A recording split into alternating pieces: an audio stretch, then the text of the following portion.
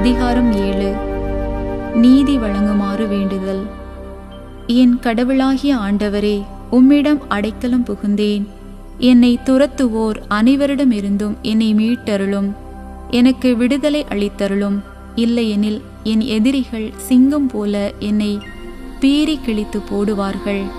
என்னை விடுவிப்போர் எவரும் இரார்.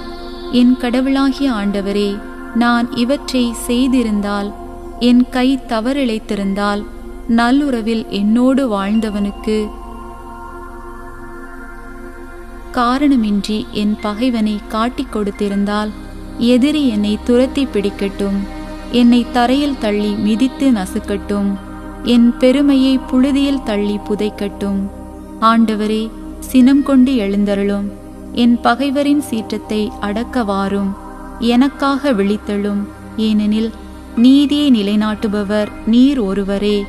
எல்லா இனத்தாரும் ஒன்று கூடி உம்மை சூழ செய்யும்.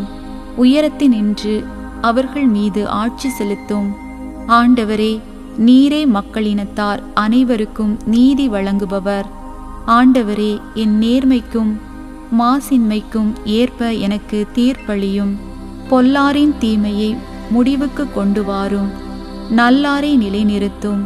நீர் எண்ணங்களையும் விருப்பங்களையும் கண்டறிபவர். நீதி அருளும் கடவுளும் நீரே. கடவுளே, என் கேடயம்.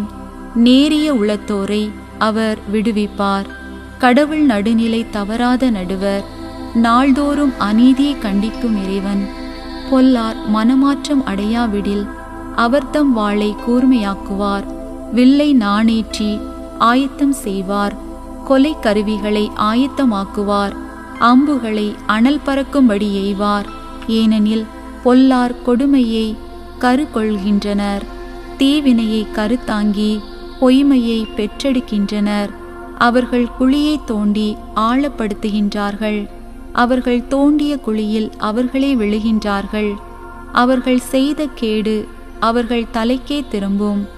அவர்கள் செய்த கொடுமை அவர்கள் உச்சந்தலையிலேயே விழும். ஆண்டவர் வழங்கிய நீதிக்காக அவருக்கு நன்றி கூறுவேன். உன்னதராம் ஆண்டவரின் பெயரை போற்றி பாடுவேன்.